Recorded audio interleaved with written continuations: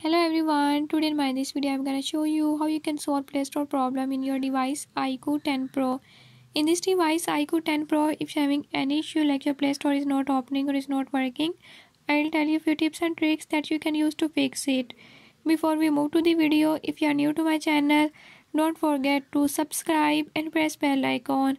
Watch complete video and learn how you can fix it.